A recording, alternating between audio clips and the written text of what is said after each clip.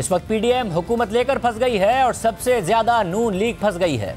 इस वक्त नून लीग के पास ना बयानिया है और ना ही दिखाने को कारकर्दगी है। हुकूमत में आकर दावा करती रही कि हमने अपना पॉलिटिकल कैपिटल जाया करके मुल्क को डिफॉल्ट से बचा लिया है, IMF की बहाली के लिए मुश्किल फैसले किए हैं मगर मुल्क की खातिर किए हैं, और अब हम वक्त पूरा करेंगे और आवाम को रिलीफ देंगे। मगर इस वक्त IMF मजीद मुश्किल फैसलों का तकाजा कर रहा है और इस हुकूमत को IMF ने 2 से 3 हफ्तों की डेडलाइन दे दी है कि अगर फैसले ना किए तो किस्त नहीं मिलेगी, और अगर IMF से किस्त ना मिली तो दीगर इदारों यहाँ तक के दोस्त ममालिक से भी पैसे नहीं मिलेंगे। इस वक्त मुल्क के ज़र मुबादला के ज़खायर 6.1 अरब डॉलर्स पर रह गए हैं, यानी मुश्किल से 5 हफ्तों की दरामदाद के पैसे हैं। अगर IMF का प्रोग्राम बहाल ना हुआ तो खुद मिफ्ता इस्माइल बार बार इस खदशे का इजहार कर रहे हैं कि मुल्क डिफॉल्ट कर जाएगा। कल हमारे प्रोग्राम में वफाकी वजीर बराए मनसूबाबंदी हसन इकबाल ने दावा किया कि IMF का प्रोग्राम हर सूरत बहाल होगा, मगर IMF के कुछ मुतालबात अवाम के लिए नाकाबिले बर्दाश्त हैं और IMF से शराइत नरम करने की कोशिश कर रहे हैं। और अब हुकूमती ज़राए से इतलात आ रही हैं कि हुकूमत ने IMF प्रोग्राम की बहाली और डिफॉल्ट से बचने के लिए IMF की मुतादिद शराइत मानने का फैसला कर लिया है।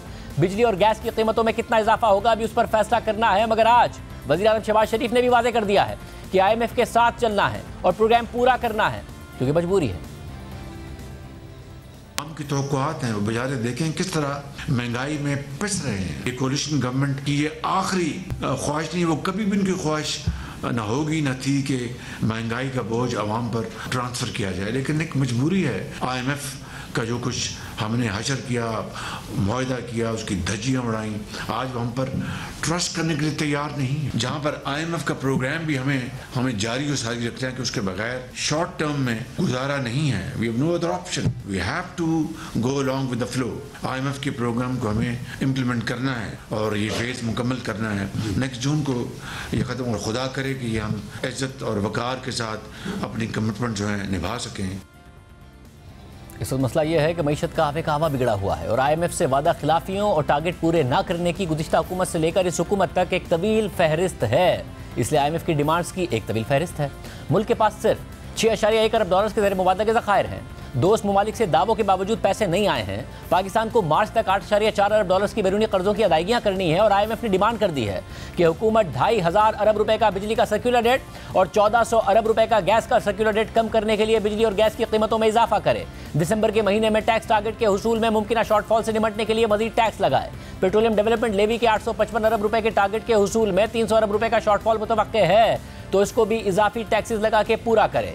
डॉलर इंटर बैंक में तो 226 रुपए 15 पैसे का है, मगर ओपन मार्केट में अनऑफिशियल रेट 258 रुपए का है। इसलिए IMF का इसरार है कि हुकूमत इंटरबैंक में डॉलर को मसनूई तौर पर नीचे रखे हुए है, इसलिए सिलसिला बंद करे और डॉलर को मार्केट फोर्सेस पर छोड़ दे। और मेहताब हैदर की द न्यूज़ में खबर के मुताबिक IMF ने अपनी डिमांड्स पूरी करने के लिए हुकूमत को 2 से 3 हफ्ते का वक्त दिया है, वरना IMF की किस्त नहीं मिलेगी और डिफॉल्ट का खतरा मजीद बढ़ जाएगा। यानी या तो हुकूमत वो इकदाम करे जिससे बेपनाह महंगाई होगी और हुकूमत गैर मकबूल होगी, या फिर दूसरी सूरत में मुल्क डिफॉल्ट कर सकता है और जाहिर है उससे भी हुकूमत इंतहाई गैर मकबूल होगी और रुपया भी मजीद गिरेगा, महंगाई फिर भी आएगी, पाकिस्तान की LCs भी नहीं खुलेंगी, ज़रूरी अशिया की किल्लत हो जाएगी और हुकूमत फिर भी गैर मकबूल होगी।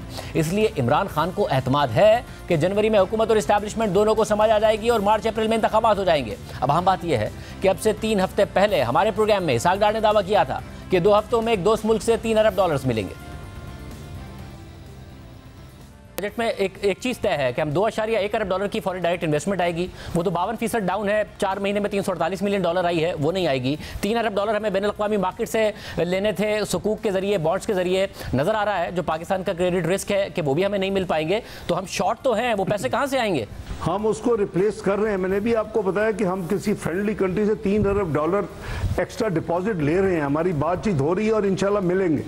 पॉजिटिव अंडरस्टैंडिंग है, तो it's a matter of 2 weeks. अच्छा, ये 2 हफ्ते के अंदर अंदर जो आप कह रहे हैं, ये जो आप 2 हफ्ते के अंदर अंदर कह रहे हैं, एक दोस्त मुल्क है जिससे 3 अरब डॉलर पाकिस्तान को मिल जाएंगे, आपको उम्मीद है? जी जी जी इंशाल्लाह। मगर 3 हफ्ते से ज़ायद हो गए हैं और वो 3 अरब डॉलर्स भी नहीं आए हैं। दिलचस्प बात यह है कि रुपया इंटर बैंक में 226 रुपये 15 पैसे का है, ओपन मार्केट में इनफॉर्मल रेट 258 रुपये का है और IMF का इसरार है कि 226 रुपये के रेट पर भी हुकूमत डॉलर को मसनूई तौर पर कंट्रोल कर रही है। हालांकि वजीर ख़जाना बनने के बाद इसहाक डार ने हमारे प्रोग्राम में अक्टूबर में कहा था कि चंद हफ्तों में डॉलर 200 रुपये से नीचे होगा। हमने उस वक्त भी उनसे कहा था कि 220 का रेट भी मसनूई और आर्जी है, रुपया नीचे ही जाएगा। आप कन्विंस भी हैं कि 200 रुपए से ये नीचे आएगा और इंटरवीन भी नहीं करेंगे, रिजर्व्स भी नहीं इस्तेमाल करेंगे, IMF की शराइत भी नहीं। और कब तक का फिर आपका टारगेट है कि ये 200 रुपए से नीचे आ जाएगा विदाउट इंटरवेंशन?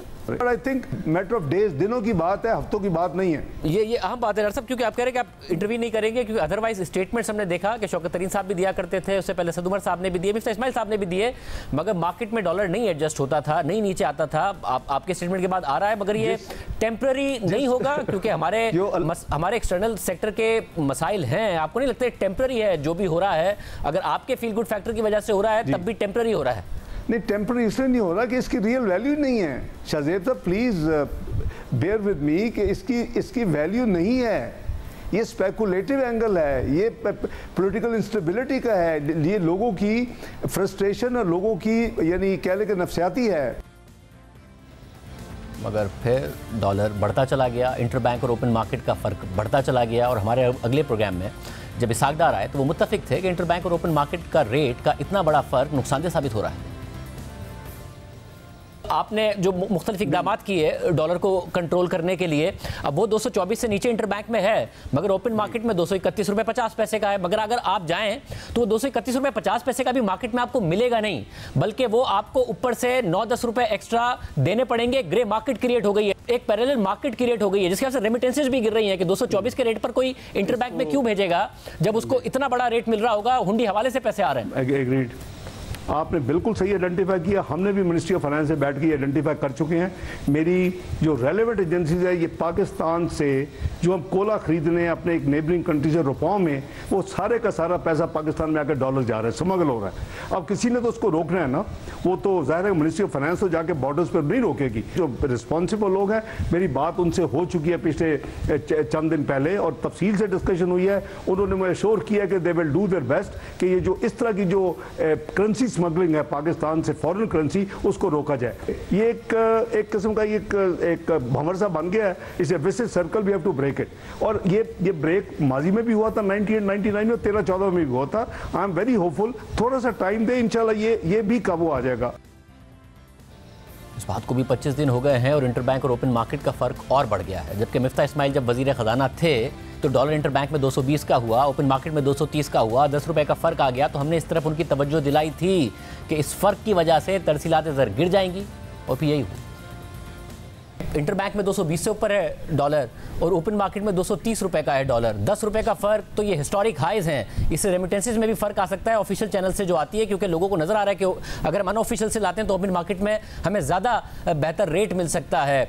क्या वजह है कि आप वो जो कॉन्फिडेंस एक अचानक आया था वो वापस चला गया? कि Pakistan should live with in its means. हम अपने चादर देख के पैर फैलाएं, और जब आपकी इंपोर्ट कम हो जाएगी और एक्सपोर्ट और रेमिटेंस उसके बराबर हो जाएगी तो आपके इनकमिंग डॉलर ज़्यादा हो जाएंगे। इंशाअल्लाह ताला आप देखेंगे कि अगले 2-4 दिनों के अंदर जो है वो रुपया अपना खोया हुआ वैल्यू वापस।